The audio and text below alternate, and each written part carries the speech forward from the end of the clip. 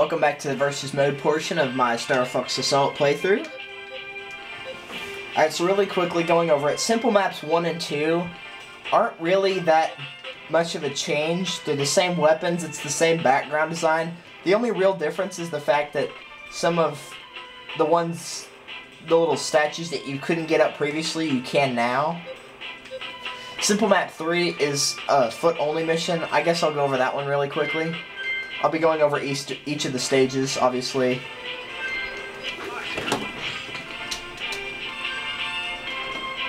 I hate changing the controller outlet in the dark, and for those of you that have to sometimes, you know what I'm talking about.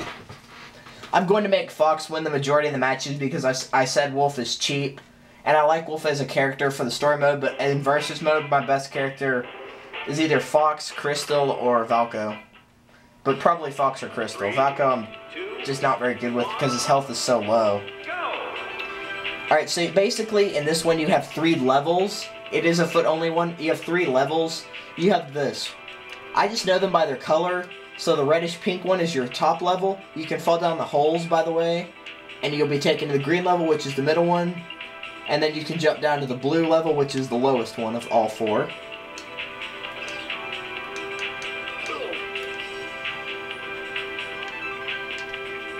And then you can go up.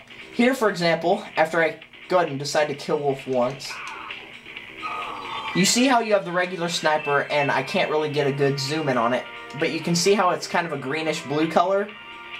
This right here that's got the yellow one, it's yellow and red, it's got the yellow thing on the end. This is the Demon Sniper from the S flags that you receive. Now the Demon Sniper it's the same idea. You can't actually fire it with A. You have to press X to zoom in, and then you're allowed to fire it. And once I find the staircase to get up, there it is. Obviously, it's easier to go down than get up because you can just jump through the hole in the center to get down.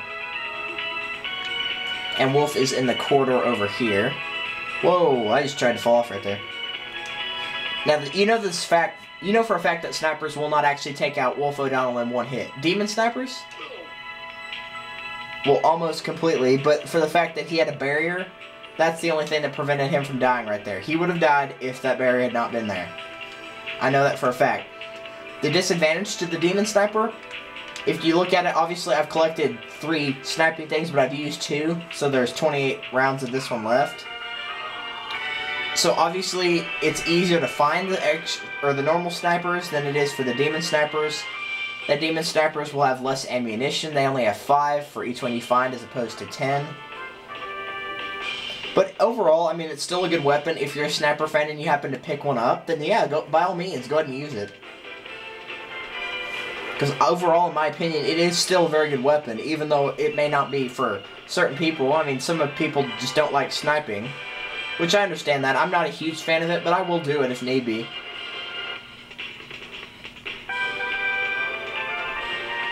But obviously the Demon Sniper is more powerful. For example here, let me go ahead and activate Wolf's barrier really quickly so I can get rid of it.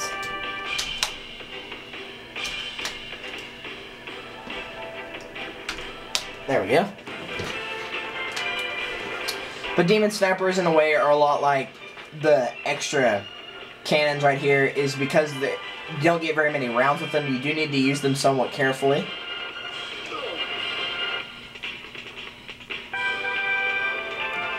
And let's have a grenade death. Everybody likes death by grenades. Ta-da! The motion sensors, my strategy for that would be lay them alongside of a wall. If you lay them out in the open, they can be seen by enemy opponents. And so they can actually destroy them with a blaster or machine gun or, you know, whatever weapon they prefer. They can actually be taken out. If you lay them along the wall in a pattern, and there are people, especially, this works for people that like to take turns very tight, meaning, you know, they'll turn as close to the corner as they can without running into the wall, they will hit those, and they're very bad about it too. I know people like that, and they're just really bad about cutting corners. And they hit those. I don't play this very often, but when I do play it, I know people that hit those. What else to go over? Let's go over an Arwing only mission. For example, the Sargasso hideout. Another one would be the Great Fox or the Gate. And because I want to change it up a little bit, instead of choosing Fox and Valko, let's choose Valko, or Fox and Wolf. Let's choose Valko and Crystal. And yes, I will be making Crystal win. Because if I make Crystal lose, that would seem sexist and mean. Of course, if I make her win, that makes her think I have something for her. So either way, I'm kind of losing here, but you get my point. 3, 2, 1. Alright, so if you're an Arwing only mission, you'll see that your, the bar, ignore Valko because he's just going to run into stuff right now. You'll see that the barrier area is now been replaced by bombs that you can find along the place. I don't know if they're active in this one, though. They may or may not be, because I haven't unlocked those yet. They're known as cluster bombs, but yeah, they're here. Okay, good. So you have to find them in foot mode only. And Valko just blew himself up because he ran into the wall.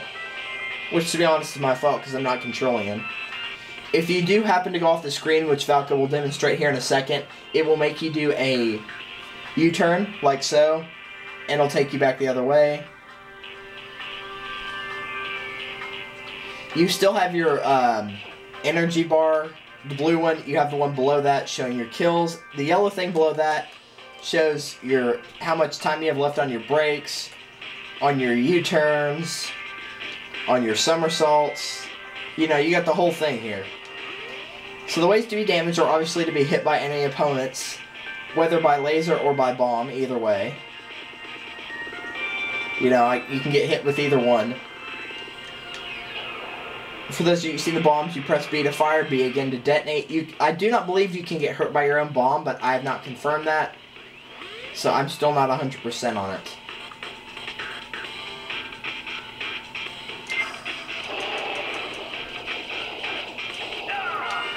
If you take down somebody in the sky, their Arwing will explode. And they do not get the extra powerful weapon because they're not on foot. If they were on foot, or they were able to switch out, they would have it on foot only.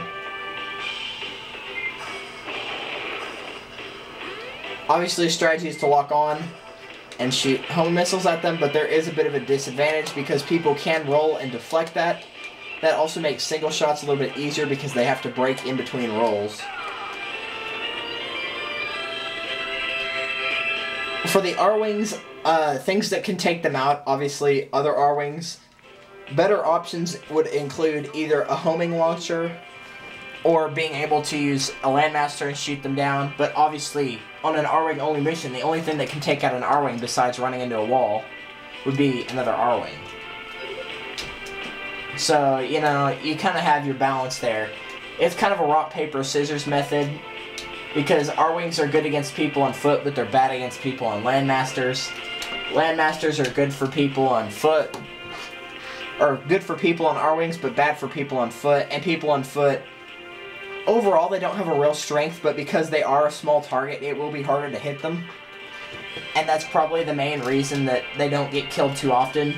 But I would recommend, if you could, to get inside a vehicle, because if the vehicle explodes, you'll still survive. But, you know, each has its advantages, so the real strategy I can give for you is try each out a lot, and then out of your favorite, just choose your favorite. That's really the only advice I can give. I mean, everybody has their own different personal taste. I prefer normally to go on foot, but, you know, if it gets rough out there, I will switch to an Arwing. I'm not a huge fan of the Landmaster for its weakness reasons, that if you get next to one on foot, people can avoid you, and if you hide under an Arwing, that people can't hit you. I mean, each has its advantages. There's a lot more team strategies to this as well. Another thing you can do that I'll show here, because I need an area that's specific only for certain things. So I will use the simple map because that will work best for me. I'm going to turn Arwing on and Landmaster off because this is something that's used by being either a pilot or in a Landmaster. I'll switch it up between Valko and Crystal now to Slippy and Peppy. And I'll have Slippy be the winner because normally Slippy doesn't win that often. No offense, but you know. Slippy and Peppy are about equal, but Peppy's charge shot after defeated is faster than Slippy's. 3, 2, Alrighty. 1, go! Okay, let's say you pick up a sniper rifle or a demon sniper rifle, whatever you want to prefer. Obviously, like I said, demon sniper is going to be harder to find. And then you get inside an R-Wing. Now this is an obvious technique, but obviously by its name is going to sound like, oh, that's stupid, but it's actually a pretty good idea.